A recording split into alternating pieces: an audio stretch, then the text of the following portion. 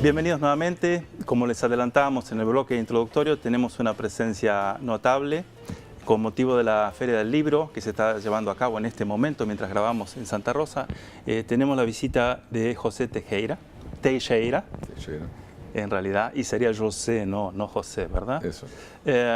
Quien es la segunda vez que nos visita y que ayer tuve la oportunidad de escuchar una conferencia muy estimulante, uso esa palabra. La busqué bastante, estimulante en el sentido de que estimula el pensamiento, tu conferencia, no necesariamente estimula el optimismo. Claro, no. Pero bueno, bienvenido. Gracias. Bienvenido. Y nada, quería preguntarte primero que nada, ¿cómo te sentís en esta nueva visita a Santa Rosa? Mira, yo me siento muy bien porque veo que las cosas han cambiado y han cambiado mucho, ¿no? A empezar por la cultura, este centro cultural que está ahí está muy bien gestionado.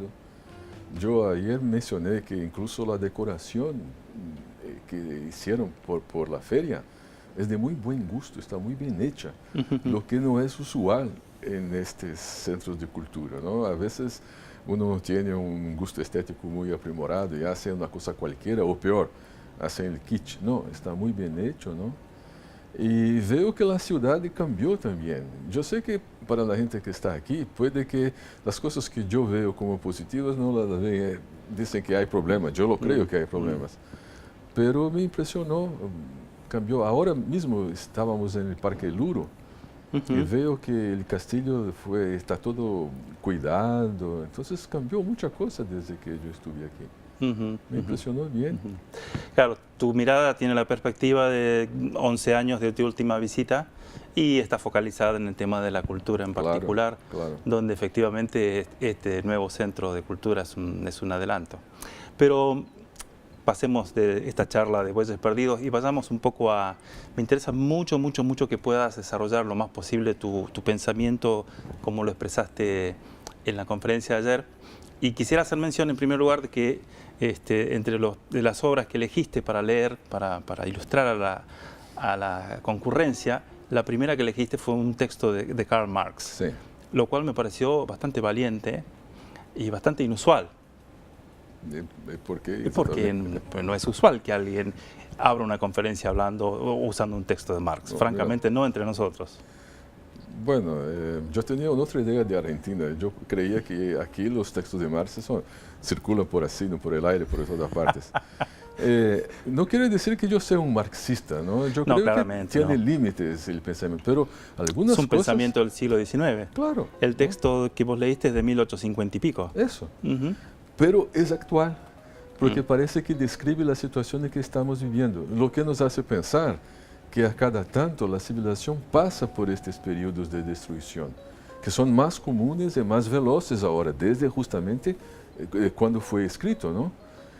Cada vez se acelera más el tiempo de la renovación, de la destrucción, de la incerteza, se acelera y se intensifica.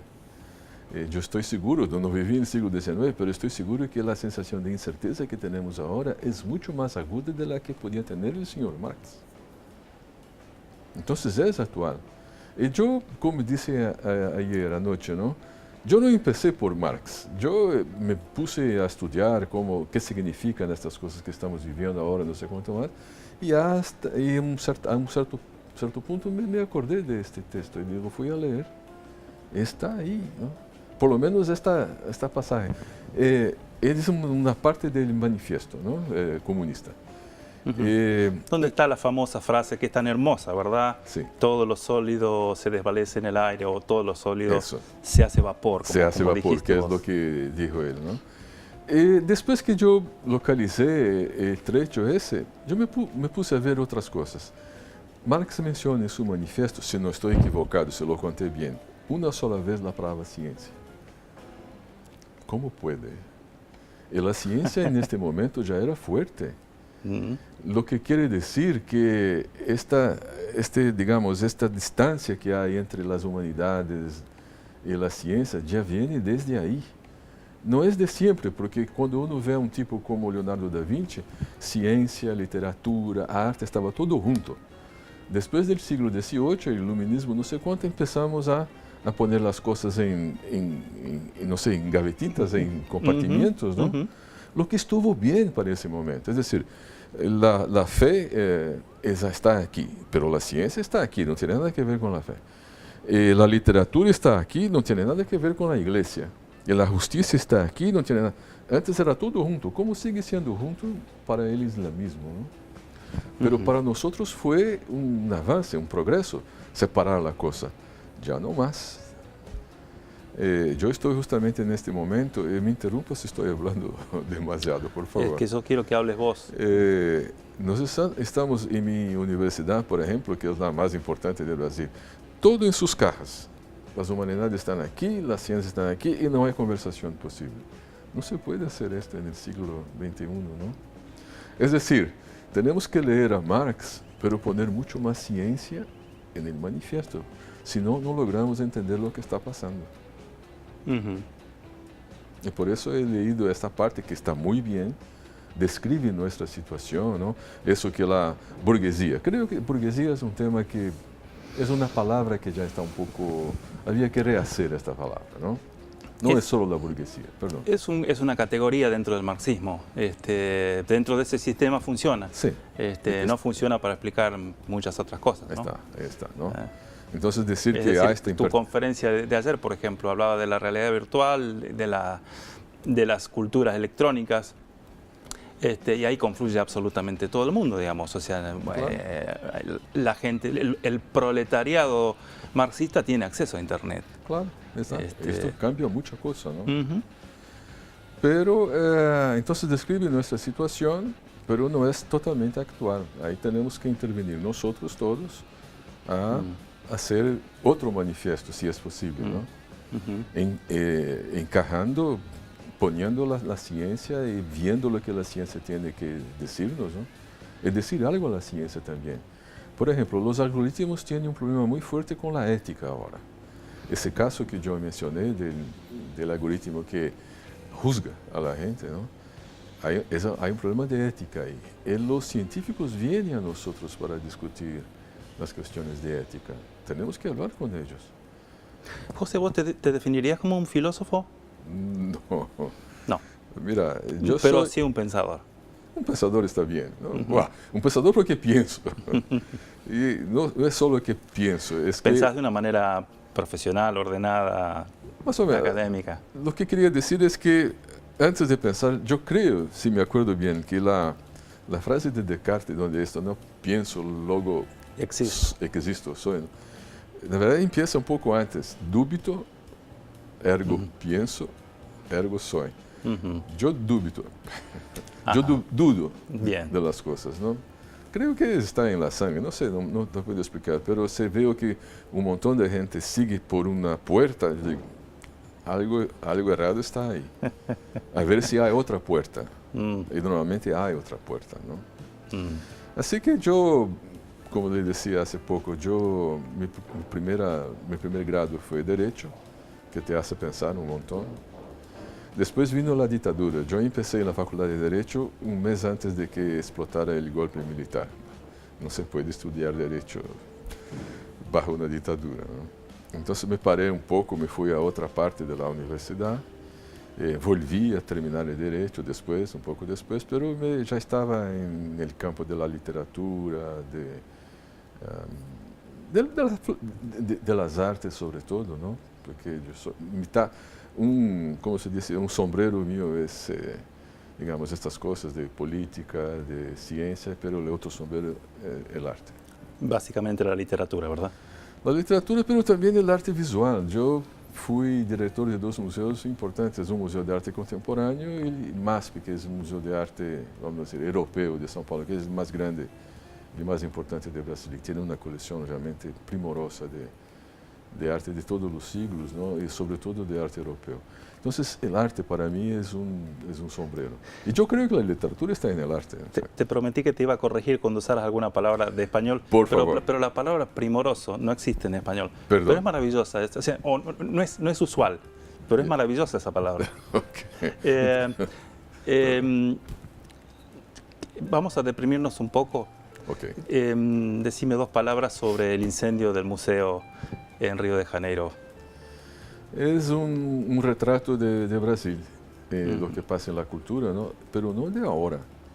El descaso, no sé si dice así, pero la irresponsabilidad con los museos viene de lejos y pasa de un gobierno a otro. Y pasa de un gobierno de un color ideológico a otro. Y ninguno de ellos hizo nada por ese museo. Pero yo incluso escribí un artículo sobre eso.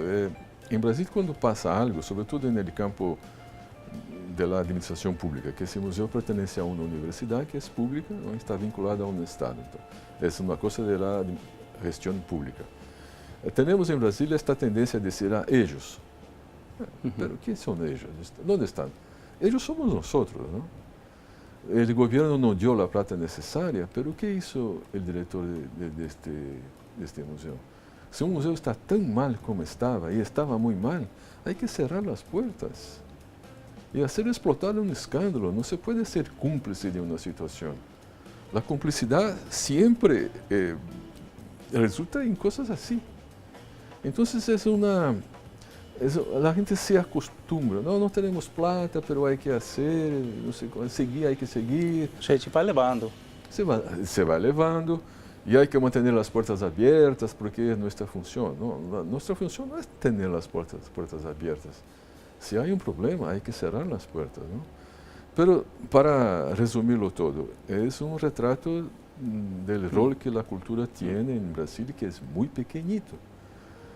Hasta hace muy poco, el Ministerio de la Cultura era el penúltimo, se dice, ¿no? Penúltimo. Había solamente uno por detrás, que era el Ministerio del Pescado. El Ministerio del Pescado. Que un gobierno ahí tenía que poner a alguien, ¿no? Darle un cargo de ministro a alguien, y creó un Ministerio del Pescado. Y tenía, hasta hace poco, tenía no sé cuánto, 35 ministerios, ¿no? No se puede hacer una administración con 35 ministerios. Pero eran 35 y de cultura era 34. Eso dice mucho lo que piensa. No he vuelto a leer nada sobre las pesquisas, las investigaciones que puedan haber sobre el incendio, pero sí es cierto lo que se dijo en un primer momento, que el incendio fue provocado por uno de estos globos, que la gente prende fuego y salen volando. Hipótesis. No deja de ser una metáfora, ¿no? Una metáfora muy buena, ¿verdad? Y en ese caso fue el pueblo que echó fuego, porque este es el pueblo, ¿no? Sobre todo los niños, los jóvenes también, ¿no? Pero no era la época para eso. Y lo más probable, no salieron las investigaciones todavía, que fuera un cortocircuito, un problema eléctrico, ¿no? Sería más probable. Mucho más si probable. Si el lugar estaba mal atendido, sí. Muy probable. Puede ser eso, porque esto, ¿cómo se dice? Es no sé, globo se dice aquí, ¿no? Globo. Puede ser. ¿Cómo se dice en portugués? Balón. Balón. Balón. Con su mechita, ¿no? De fuego. Pero es posible, pero eso es decir, mira, algo que no tenemos responsabilidad. Claro, que no podíamos prever. Desde lejos no hay nada que se puede hacer. Es mucho más probable que sea un curto-circuito, como pasó con el Museo de la Lengua Portuguesa de São Paulo, que también estaba en una estación muy vieja, una estación de trenes, ¿no? Y lo que pasó ahí fue un problema eléctrico. Se quemó todo. Como el museo no tiene, como se dice, obras, lo que tiene todo son digitales, paneles, escritos y todo, no se perdió eso se puede recomponer. Pero un problema de manutención, nada más que eso, ¿no? Y esto nos lleva directamente a uno de los temas de tu conferencia, que es la memoria, que está en crisis, básicamente, por esta cuestión de la transitoriedad, sí, de las cosas, de la impermanencia. La impermanencia.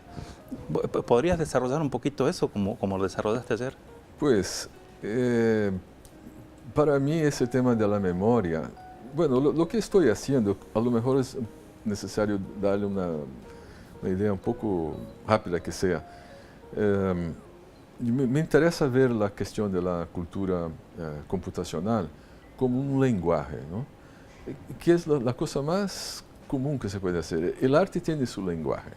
Entonces el lenguaje del cubismo y del otro, y hay por detrás del lenguaje del cubismo, del abstraccionismo, hay un lenguaje más general. Todo, la verdad, en el mundo es un lenguaje, es decir, es un sistema. Es un sistema de comunicación que tiene elementos de significado, las palabras, en la lengua verbal, las palabras, ¿no? O si es el arte, la manera de retratar a una persona. El cubismo tiene una manera, el expresionismo tiene otra, ¿no?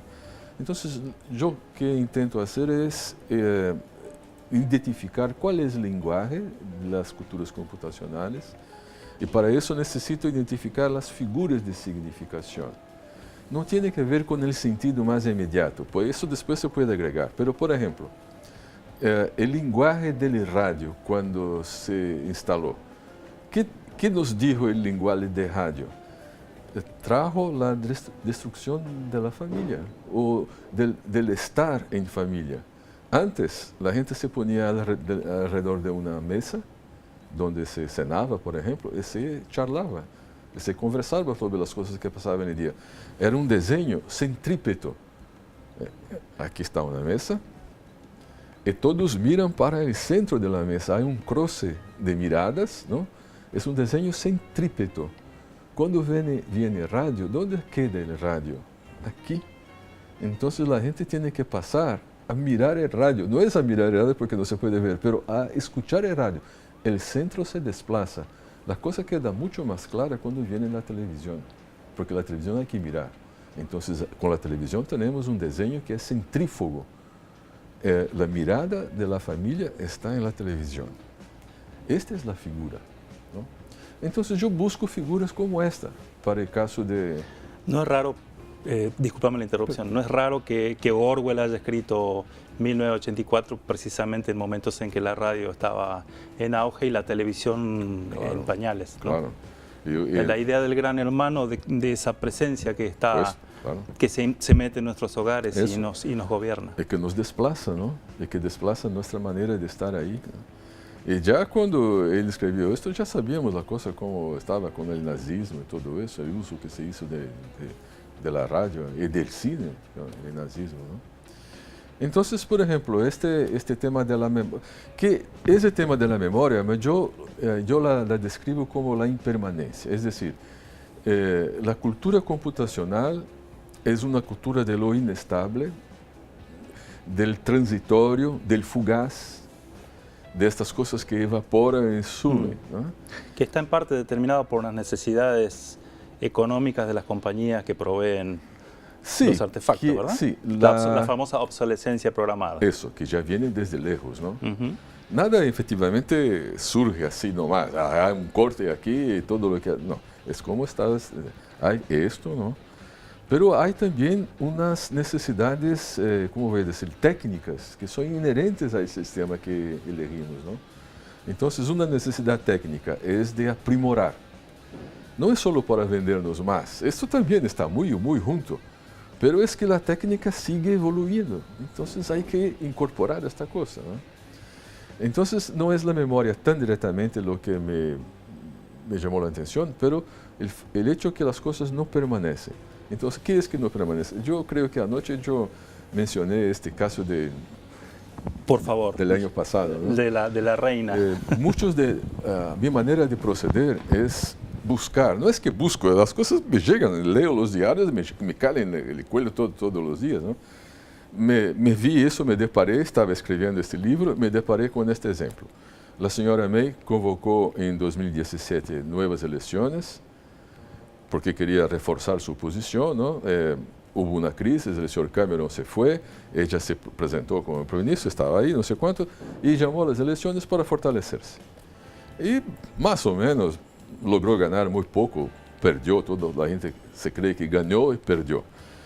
Pero cuando se declaró el resultado de los comicios, la reina es quien tiene que decir, mira, la señora May será, yo le concedo a la señora May el derecho de tal. Tiene que hacer una proclama, se dice aquí, ¿no? Sí, sí, sí. Tienes que escribir un texto. Y estábamos en julio y la proclama de la reina no salía. Normalmente se definen las elecciones, 2, 3 días después la reina presenta un edicto, una proclamación diciendo la señora May va a conducir el gobierno. No salía un día, 2 días, 3 días, una semana, no salía. ¿Qué pasa? La reina no quiere decir que la señora May ganó. Está relutando, no quiere declarar a esta señora gobierno. Lo que pasa es un poco más banal que eso, ¿no? Llovió mucho en esta semana y la reina tiene que hacer todos sus edictos y sus proclamas en un papel muy especial, un pergamino, en verdad. Un papel muy especial que tiene que durar 500 años. Esa es otra idea de mundo, ¿no? Otra idea de realeza también. Las cosas que hacen las reglas tienen que durar mucho. Como el Caldena aquí, que fui a ver uno hoy que tiene 400 años. Tiene que durar. Entonces, el papel especial, el pergamino, dura 500 años y tiene que utilizar una tinta que pueda durar 500 años. Y había mucha humedad. El papel y la tinta no secaban. La proclama no podía salir. Bueno, eso es la duración. Lo que nos lleva a otra cosa, ¿no? Muchas veces cuando nos mofamos de las monarquías y proclamamos que la república es muy superior como sistema de gobierno, como están haciendo los catalanes en este momento, por ejemplo, nos olvidamos de ese factor de la permanencia que plantean y es por eso, las monarquías como aglutinador de los estados nacionales. Como una ancla, ¿no? Es una ancla, aunque no gobierne más, pero los ingleses saben de eso, los españoles saben de eso, los suecos saben, mantiene. A veces dice, esto es decoración. No es solo decoración, es una institución, ¿no? Bueno, si uno quiere mantener la institución, es otro problema. La segunda institución más popular en Gran Bretaña después del pub. Pues. Entonces, contra esa permanencia de una cosa que está escrita, lo que tenemos hoy son cosas que no duran nada. Los archivos, ¿no? Yo ya he perdido una novela entera. Eso pasa con mucha gente. Pasa con mucha gente. Los disquetes que utilizamos, nosotros no sabemos, nadie sabe, incluso las empresas que producen, no sabe cuánto va a durar un pendrive, ¿no? Donde tenemos nuestros archivos, ¿no? No sabían cuánto duraría un CD, no sabían los disquetes cuánto iba a durar, pero seguro no van a durar 500 años. Y yo mencioné también anoche que un site, leemos un libro y el autor pone en nota de pie de página. Hay que ver más sobre eso en el site, no sé cuánto. HTTP. Eso, ¿no? Ok, compramos el libro ahora, está ahí esta referencia, ¿no? Vamos a buscar el site. Ya no está más. No existe más. Porque hay que pagar por poner el site ahí, hubo no sé qué problema, ya no está más. Y como eso todo, ¿no? Esta es una impermanencia de los documentos, es una impermanencia de los hábitos, es una impermanencia de la identidad. ¿Qué es el transgender? Yo soy hombre ahora, mañana yo soy mujer y un poco después vuelvo a ser hombre.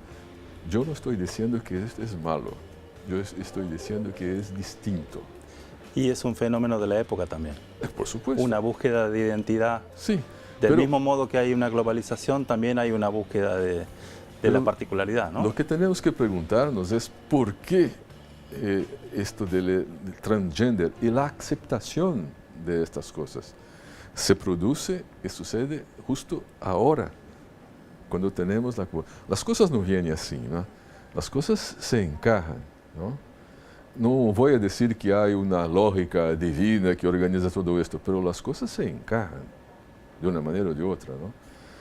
Y tampoco digo que es, como dice, que es bueno o que es malo. Las cosas se mueven y no son nunca iguales. Vamos para allí, vamos para acá. Entonces, la impermanencia es algo muy distinto de la cultura anterior, que era una cultura de permanencia. Uno va a una biblioteca europea y uno ve hasta ahora que los libros, una película otro día se utilizó de eso, los libros están bajo cadena, los libros más preciosos están bajo cadena. Son cadenas mismas de fierro, entonces hay que tener una llave. Esto va a durar. Los libros hoy no duran. Los libros en mi casa, por ejemplo, solo entra uno ahora cuando sale uno. Si voy a comprar este libro, ¿cuál otro lo he hecho? No tengo cómo mantener libros físicos. Entonces tengo mi biblioteca y mi iPad, no sé cuántos tengo ahí, ¿no? Y si mi iPad se bloquea o se pierde, no pierdo todo. Puede que esté años de ahí. trabajo. Sí. Bueno, no, puede que esté ahí en las nubes, ¿no? Pero yo no pago la mensalidad. Entonces, por ejemplo, la impermanencia y la impermanencia tiene que ver con la memoria. Otra vez, no quiero decir que la memoria dura tiene un valor, porque la memoria dura es responsable también por muchas atrocidades, ¿no? Ajá, por ejemplo. Por ejemplo, hay un escritor italiano que ganó el premio Príncipe Asturias de Literatura, es Claudio Magris. Escribió un libro fantástico que es Danubio, es la historia del Danubio que pasa por las naciones como si no existieran las naciones. Y este señor dijo una cosa que nunca más me salió de la cabeza. Es un premio reciente, creo que 2014. Las fronteras siempre cobran sus tributos en sangre. Es así, ¿no? Maravilloso. Es así. ¿Y qué son las fronteras? La identidad. ¿Y qué es la identidad? La memoria. Entonces, ¿la memoria y la identidad es buena porque es memoria, porque es identidad? No. Tiene sus aspectos negativos. Entonces, puede, como hipótesis, yo creo que tenemos que considerar la hipótesis que la impermanencia puede de alguna manera equilibrar este peso de la memoria que es terrible para nosotros, para la humanidad. Cuando la memoria se maneja desde la política, es una catástrofe, ¿no? Y ahora estamos viviendo estos tiempos de diversidad, como se dice, ¿no? Que es una lucha de memorias definidas. En Brasil ahora, por ejemplo, otro día, unas muchachas blancas que salieron a la calle con este cabello con este pelo que los negros, los africanos utilizan, ¿no? Tiene un nombre, ahora me... ¿Es Afro Look o es es afro, Rastafari? es afro, ¿no? Hace dos muchachas blancas salieron con esto, casi fueron agredidas, porque ahora hay una categoría en política cultural que se llama la apropiación cultural, que es un crimen. Es decir, una cosa que una identidad utiliza, otra identidad no puede utilizar. ¿Qué es esto? Es lo mismo que de antes, cuando había un racismo muy fuerte en contra, ahora es con una escenario trocada. La memoria, la identidad, la frontera tiene cosas muy malas. Memoria, identidad, frontera, nacionalismo. Esas cosas no tienen valores positivos, siempre. Entonces tengo que admitir que el contrario de esto, que es la impermanencia, puede tener sus aspectos positivos, ¿no? Pero esa es otra discusión. Lo que importa es que la cultura computacional es una cultura de la impermanencia. La cultura del libro no era de la impermanencia, era de la duración, era de las cosas que siguen estables. Que es un otro problema, ¿no? Yo quiero que 2017 sea igual a 1917. Puede ser. Puede ser. Espero que la gente sepa qué pasó. ¿Qué es lo que crees que huele a la Primera Guerra Mundial? ¿El genocidio armenio? O al sovietismo y la muerte de camponeses, porque los campesinos no son interesantes a la revolución. Son adversarios de la revolución, entonces hay que dejar morir a 20 millones de campesinos. José, sé que no querés hablar de eso, pero es mi trabajo hacerte una pregunta. Bueno, hay vamos. elecciones en Brasil este fin de semana. Decinos dos palabras de cuál es tu sensación en este momento con este proceso. Yo le diría que la sensación de la mayor parte de los brasileños, pero la mayor parte, realmente la mayoría, es de desencanto, de tristeza, de pesadilla. Estamos viviendo una pesadilla porque estamos siendo forzados a elegir entre dos candidatos que no tienen nada a decir a los brasileños y los dos ya dieron pruebas de su incapacidad, de su deshonestidad. La mayor parte de la gente no tiene en quién votar. Por supuesto que esos dos señores tienen sus reductos, ¿no? Y esos reductos están muy contentos que uno de ellos pueda ganar, pero no es así que se siente la gente en Brasil. Nunca hemos enfrentado una situación tan difícil como esta. No hay candidatos. O los candidatos que hay tampoco logran, los que podrían ser pasibles de elección, no logran entenderse para hacer un frente a eso, ¿no? Entonces, hay mucho de egoísmo, de egotismo, ¿no? De intereses personales, intereses del país. Entonces, son tiempos muy, muy difíciles para Brasil, muy difíciles realmente. Bueno, les deseamos lo mejor. Gracias, pero no sé. No se ve cómo va a ocurrir, pero no vemos lo cómo mejor. va a ocurrir. Yo tengo mi opinión, ¿no? O sea, me da la sensación que con Bolsonaro lo mejor no se va a producir, pero bueno. No. Y con el otro partido opuesto ya tuvimos la prueba de lo que puede pasar. Entonces es una elección muy, muy difícil. Por eso que yo vengo de publicar un libro ahora que ya salió el lunes, ¿no? Que es un libro que se llama Sobre la supresión general de los partidos políticos. Bueno, eso lo vas a tener que explicar. ¿Cómo es eso? A ver, ¿realmente te parece que es necesario que desaparezcan los partidos políticos? Más de lo que ya están desapareciendo por sí mismos. Ya van tarde. Lo que hice aquí, yo hace mucho ya que conocía un pequeño texto de Simone Weil, que es una filósofa, ¿no? Francesa, que se murió en 43, que su pequeño texto se llama exactamente así, Notas sobre la supresión general de los partidos políticos, en 43. Tenemos un retraso de casi un siglo, ¿no? Y lo que dice la señora Weil es que los partidos políticos son la encarnación del mal. Nada más que esto. A lo mejor está exagerando un poco también. A ver, ¿qué quieren los partidos políticos? Conquistar el poder. Y una vez en el poder, mantenerse en él. ¿Cuál es el aforisma central de un partido político? Un partido en el poder y los demás en la cárcel. Es esto, ¿no?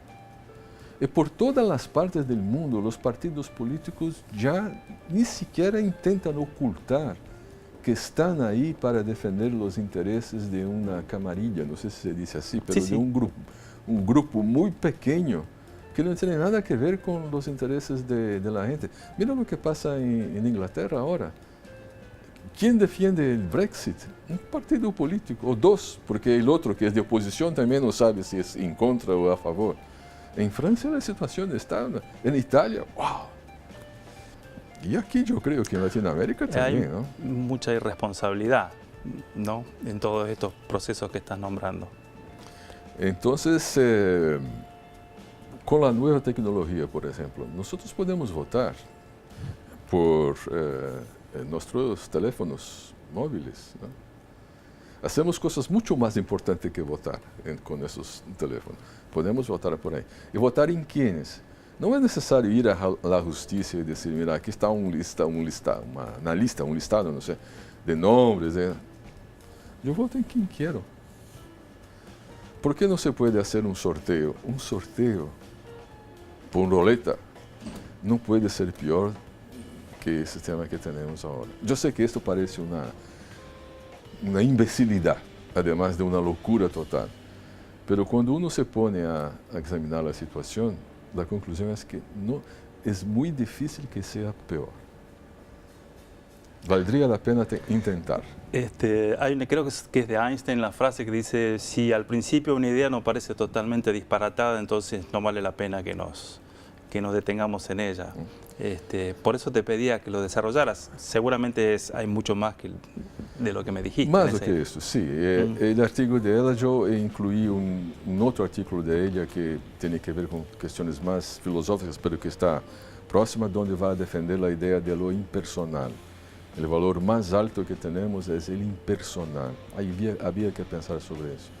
Y después incluyo también un ensayo mío para desarrollar y actualizar las cosas que está ahí. Pero la verdad es que las soluciones que tenemos sociales duran un cierto tiempo, no más que un cierto tiempo. Algunas que extrapolan eso, ¿no? La Iglesia Católica, por ejemplo, ya no tiene mucho más que decir, pero está ahí, ¿no? Vive más o menos de manera o de otra. Las corrientes duraban hasta mediados del siglo XX, como depende un poco, 120 años, 150 años, ¿no? Cuando empezamos a llegar más cerca de nosotros, las corrientes, por ejemplo, artísticas, van durando cada vez menos. El Renacimiento duró unos 50 años, el Barroco un poquito menos, no sé cuánto. Ahora, a principios del siglo, duraban como 10 años, 15 años. Ahora no existen más. Los partidos son la solución universal y atemporal para la cuestión de la gestión de la cosa pública. No puede ser. En Grecia antigua se hacía la cosa por sorteo. Bueno, No es un sorteo general. eran comunidades pequeñas y no estaban las mujeres involucradas ni los esclavos. Sí, hay reglas. Y reglas por ejemplo, no se puede sortear un tipo que sea ignorante, que no sepa leer y escribir. No se puede sortear. Entonces, no sé, pero hay otras soluciones. El partido no detiene la verdad universal y atemporal.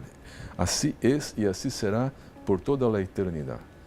La gente se preocupa con los presidentes, se queda ahí 4 o 8 años y se van. Pero los partidos, por lo menos hablo de Brasil, nos poseen. Yo soy propiedad de los partidos que están ahí. Ellos se quedan, los senadores se quedan. ¿Cuánto quieren? 40 años, 50 años. Los diputados lo mismo. ¿Cuánto quieren? No hay límite. Macron está intentando definir unos límites ahora para los mandatos. Está muy bien eso. ¿Por qué son solo Es largo el mandato en Francia. ¿No? Pero los presidentes ya lo tienen limitado a los presidentes ahora, ¿no? Son 5 años, ya está. Y el otro que estaba ahí como anterior, ¿cómo se llamaba? ¿Hollande? Se fue, se perdió, no se presentó, no se pudo presentar, no tenía bases para presentar, ¿no? ¿Y por qué pueden quedarse los diputados? ¿Cuánto quieren? ¿O cuánto se les ocurra presentarse y ser de rey? Nos poseen. ¿Nos poseen? ¿Cómo se dice? Perdón. Nos poseen. Nos poseen. Poseen mi cabeza, mi cuerpo, mi bolsillo. ¿Cómo puede ser esto? Tenemos que ir a un pequeño corte ahora, pero ¿qué rol juegan las corporaciones en esto que estamos hablando? Por supuesto, estos partidos son representantes de las empresas, de las corporations, ¿no?